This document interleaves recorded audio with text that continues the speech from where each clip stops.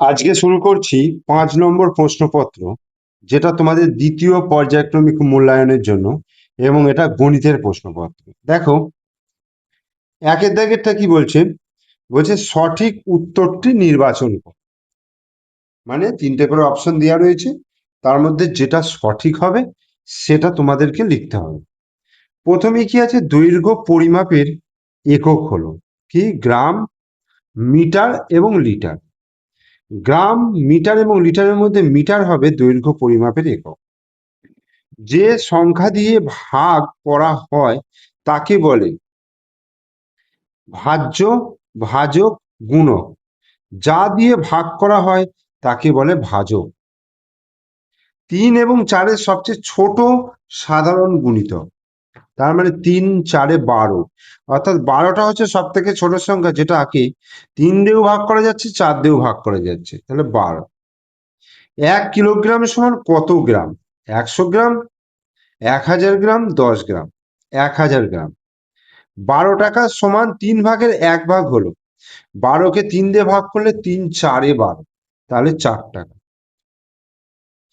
সত্য এবং মিথ্যা নির্বাচন করতে বলেছে। গুণনীয়কের সংখ্যা নির্দিষ্ট। গুণনীয়কের সংখ্যা কি বলছে? নির্দিষ্ট। হ্যাঁ, গুণনীয়কের সংখ্যা নির্দিষ্ট, তাহলে এটা হচ্ছে সত্য। দৈর্ঘ্য পরিমাপের একক হলো মিটার। সত্য। 4/4 তার মানে 1 অংশ। সত্য। 2 ঘন্টা সমান 200 মিনিট। 2 ঘন্টা সমান 60 × 2 = 120 মিনিট, কিন্তু এখানে দেয়া আছে 200 মিনিট, তাহলে মিথ্যা। ভগ্নাংশের হর একই রেখে লব বাড়ালে ভগ্নাংশের মান কমে না, লব বাড়ালে ভগ্নাংশের মান বাড়ে, এটাও মিথ্যা। 10 মিলিমিটার সমান ড্যাশ সেন্টিমিটার। 10 মিলিমিটার মানে 1 সেন্টিমিটার। বস্তুর ভর মাপা হয় ড্যাশের সাহায্যে। বস্তুর ভর মাপা হয় কিসের সাহায্যে? দাঁড়িপাল্লার সাহায্যে, তুলা যন্ত্রের সাহায্যে, দাঁড়িপাল্লার সাহায্যে। 3/10 হলো 10 ভাগের 3 ভাগ। 1 অধিবর্ষ সমান কতদিন? 1 অধিবর্ষ সমান হচ্ছে 366 দিন, মানে 65 দিনে বছর হয় 365 দিনে, আর একদিন বাড়ালে সেইটা হয় অধিবর্ষ, মানে একদিন বাড়া। 6 বাই 9 বিয়োগ 4/9, এটা কতদিন হবে? 6/9 থেকে 4/9 বিয়োগ করলে 2/9 হবে। দিন এটা ভুল দিয়েছে, এটা অংশ হবে। নিচের প্রশ্নগুলির উত্তর দাও। যোগ করতে বলেছে। 1-এর 7, 2-এর 7, 4-এর 7 যোগ করলে হবে 4 আর 2 6 রেখে 7। 7/7 সমান 1 পেয়ে যাবে। বিয়োগ করতে বলেছে। 8 কিলোমিটার 600 মিটার, 4 কিলোমিটার 100 মিটার, তার মানে 0 0, 6 থেকে 1 বিয়োগ করলে 5, 500 মিটার। আর এখানে 8 থেকে 4 বিয়োগ করলে 4, 4 কিমি। 4 কিমি 500 মিটার। ছোট থেকে বড় সাজাতে বলেছে। দেখো,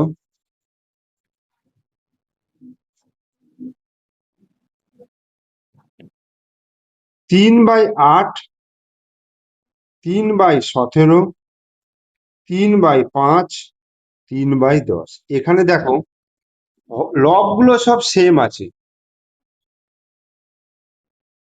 লব গুলো সেম, মানে একই।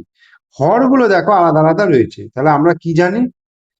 লব যদি একই থাকে, হর যত বেশি হবে ভগ্নাংশের মান তত কমবে। এখানে ছোট থেকে বড় সাজাতে বলেছে, তার মানে 3/17 সব থেকে ছোট, তারপরে 3/10, তারপরে 3/8, তারপরে 3/5, এইভাবে। উৎপাদক গাছ তৈরি করতে বলেছে। দেখো, 30। গাছ তৈরি করতে গেলে ওপর দিকে উঠবে, তাহলে এই 1 আর 30। 2 দিয়ে ভাঙলে 2, 15, এটা 3, 5, 15, তাহলে এটা হয়ে গেল উৎপাদক গাছ। এরপরে 5-এর দাগের বলছে, কয়েকটা পিসিমার বাড়ি যাওয়ার জন্য রতন 12 কিমি 300 মিটার বাসে আর 2 কিমি 800 মিটার পথ রিক্সায় গেল। বাস ও রিক্সা মিলিয়ে রতন মোট কত কিমি পথ গেল হিসাব করে লিখি। তাহলে 12 কিমি 300 মিটার আর 2 কিমি 800 মিটার, এটা যোগ করো। ঠিক আছে, এটা হচ্ছে 5-এর দাগের কয়ের অঙ্কটা। 12 কিমি 300 মিটার বাসে যাচ্ছে, আর 2 কিমি 800 মিটার এটা হচ্ছে রিক্সা। তাহলে এটা যদি যোগ করি, দেখো 8 আর 3 কত, 1100, 1100 মিটার। আর 12 আর 2 কত, 14 কিমি। তাহলে 14 কিমি 1100, এই 1100টাকে ধরো আমি এটাকে কিমি লিখলাম, 14 কিমি 1000 যুক্ত 100, এত মিটার। তাহলে 1000 মিটারটাকে এইখানে এলে 1 কিমি হয়ে যাবে, তার মানে 15 কিমি 100 মিটার। 15 কিমি 100 মিটার। এরপরে ক্ষয়ের অঙ্কটা কি বলছে,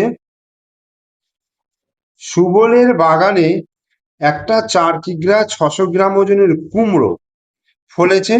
সে ওই কুমড়োর 800 গ্রাম রাবেয়াকে, 1 কিগ্রা 250 গ্রাম তুহিনকে এবং 650 গ্রাম পাপিয়াকে দিল। সুবলের কাছে এখন কত ওজনের কুমড়ো পড়ে আছে? কি করতে হবে? এই তিনটে যোগ করতে হবে, অর্থাৎ রাবেয়াকে, তুহিনকে এবং পাপিয়াকে যেটা দিয়েছে যোগ করতে হবে। যোগ করে 4 কিগ্রা 600 থেকে বিয়োগ করবো, যেটা উত্তর হবে সেটাই উত্তর, বিয়োগ করে যেটা হবে। এইটা আমি, দেখো আগের যে, দেখো 3 নম্বর যে প্রশ্নপত্র, দেখো 3 নম্বর প্রশ্নপত্র এটা ছিল। তোমরা 3 নম্বর প্রশ্নপত্রটা দেখে ওটা করে লিখতে পারো। এবার গয়েরটা বলছে, নন্দীগ্রামে রেয়াপাড়ার পান চাষি সমীর বাবু পান পাতার গোশ তৈরি করলেন। 32টি পান পাতা বেঁধে একটি গোশ তৈরি করলে 406টি পান পাতায় কতগুলি গোশ তৈরি হবে? তাহলে 406কে 32 দিয়ে ভাগ করবে এবং মৌলিক উৎপাদকে বিশ্লেষণের সাহায্যে করতে বলেছে। দেখো 400, এটা গয়ের অঙ্কটা, 406কে কত দিয়ে 32 দিয়ে ভাগ করবে? দেখো 32টাকে যদি ভাঙি, 2 16 দুগুণে 32, 2 8 দুগুণে 16, 2 4 দুগুণে 8, আর এটা 2 দুগুণে 4। তাহলে 5টা 2, তাহলে 406 ভাজিত 2 ভাজিত 2 ভাজিত 2 ভাজিত 2 ভাজিত 2। প্রথমে এইটা ভাগ করব, তাহলে 2 দুগুণে 4 0, 3 দুগুণে 6।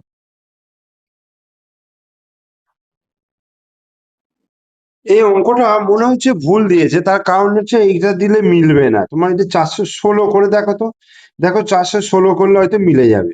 তাহলে 08 হলো, ভাজিত 2 ভাজিত 2 ভাজিত 2 ভাজিত 2। আবার এইটা যদি ভাগ করি, তাহলে 10 দুগুণে 20, 4 104 ভাজিত 2 ভাজিত 2 ভাজিত 2। এবার এটা করলে দেখো 5 দুগুণে 10 54 ভাজিত 2 ভাজিত 2। এটা করলে কত হচ্ছে? 27, 27 দুগুণে 54। না, এটা 54 হচ্ছে না, এটা 5 দুগুণে 10, 2 দুগুণে 6, 52 হচ্ছে। আবার 52কে 2 দিয়ে ভাগ করলে 26, 26 ভাজিত 2, তাহলে 13। তাহলে 13 গোছ এ হয়। ঠিক আছে, কতগুলি গোছ এ হবে, পান পাতা হবে? 13 গোছ তৈরি করবেন। এবার ঘরেরটা বলছে, সুতপা জল গরম করবে, তাই সম্পূর্ণ ভর্তি 4 গ্লাস জল সে বাটিতে ঢাললো। প্রতি গ্লাসে 300 মিলিলিটার জল ধরলে সুতপা কত মিলিলিটার জল বাটিতে ঢেলেছে হিসাব করি। প্রতি গ্লাসে 300 মিলিলিটার জল, তাহলে 4 গ্লাসে হলে কত হবে? 300 গুণিত 4, 300 গুণিত 4 মানে 3 4-এ 1200 মিলিলিটার। 1200 মিলিলিটার মানে হচ্ছে 1 লিটার 200 মিলি। এটা উত্তর।